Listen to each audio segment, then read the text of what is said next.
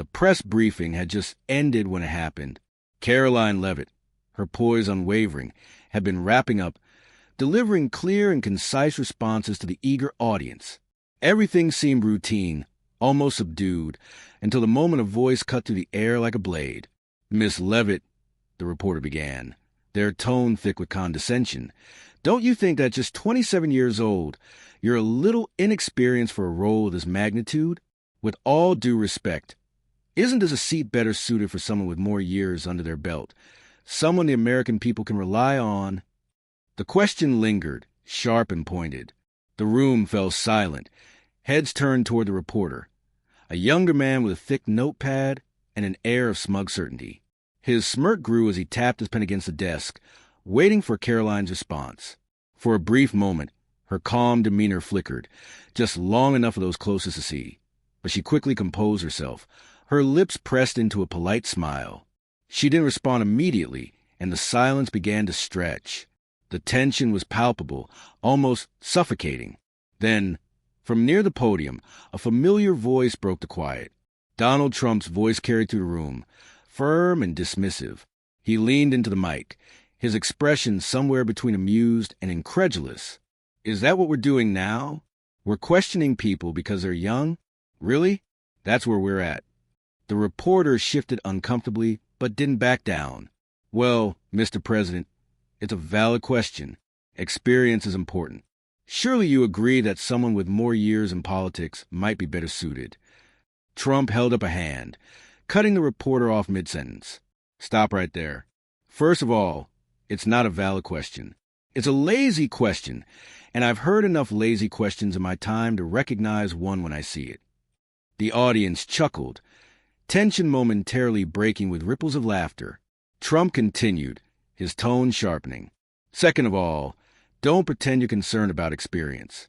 You're not concerned about experience. You're concerned about her being someone you can't predict, someone you can't control." The reporter blinked, stunned at the directness of the response. Trump wasn't done. "You know, it's funny," he said, gesturing toward the reporter. "You never ask the people who've been in Washington for 20, 30, or 40 years, decades collecting dust and doing nothing for the American people, about their experience, do you? You never wonder if their fancy suits and endless committees have qualified them for anything. No. You're perfectly fine with them staying in their positions forever, talking and talking while never getting anything done." The room shifted. Several reporters exchanged glances, and a few even nodded.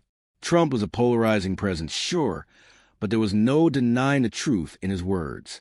"And here's the ironic part," Trump said, leaning closer to the mic, his eyes fixed on the reporter. "People like Caroline Levit, they're what this country needs. She's young, you got that part right. Big deal. She's also sharp. She's driven.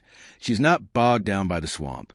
She's brought more ideas and action, actual results, to the table than most of the so-called experienced people you're busy writing love letters to." He turned to glance briefly at Caroline, who sat quietly, her face carefully neutral. "Caroline here, she's 27. I say that's an advantage. She's not part of the old boys club. She hasn't spent decades making backroom deals and selling out the American people. She's done more by this age than most people do in their lifetime." He paused, his tone deepening. "But you sit there in your chair acting like age is the only thing that matters. Why? Because she's not your idea of a politician." Trump's voice grew louder, more direct as he stared the reporter down. It was the tone of someone who wasn't interested in negotiation. "Do you even know what you're doing when you ask questions like that? It's not journalism. It's not reporting on the truth. It's bias, plain and simple. You don't like that she doesn't fit your narrative, so you throw out the age card. Creative, very creative." The reporter opened their mouth, but Trump raised a finger, silencing them effortlessly. No, don't even try it. I've heard this nonsense for years. You don't respect the voters who chose her, who believe in her. You don't even respect her. All you want to do is tear her down, because she's not the kind of politician you're used to. Well, guess what? That's exactly why she's sitting here, and you're asking the cheap questions. The room erupted in murmurs, and a few reporters even clapped before catching themselves. Caroline, for her part, remained silent, stunned but steely. She couldn't help the faint smile pulling at her lips. It wasn't often someone spoke so passionately on her behalf. Trump wasn't done. "You say age matters," he challenged, pointing directly at the reporter now. "Look at history. Some of the greatest leaders we've had in this world were young when they started. Alexander the Great. He started his conquest at 20 years old. Teddy Roosevelt. Do you know what he was doing in his 20s?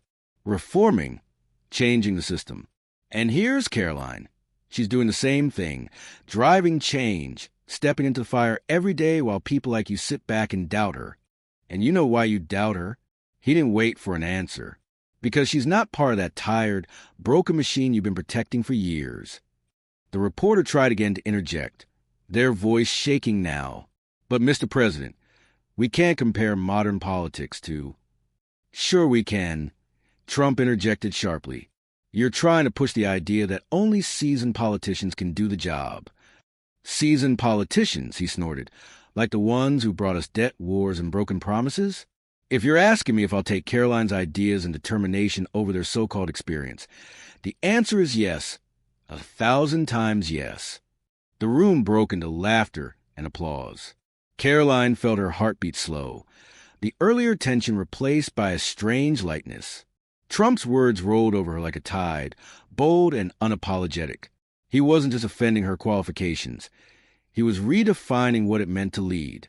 "Here's the deal," Trump concluded, the room hanging on every word. "Caroline is exactly what this country needs. Someone new, someone fresh, someone who has the courage to stand up even when the deck is stacked against her. You don't like it? Tough. Get used to it, because that's how movements start. That's how change happens." He leaned back, the faintest of grins on his face.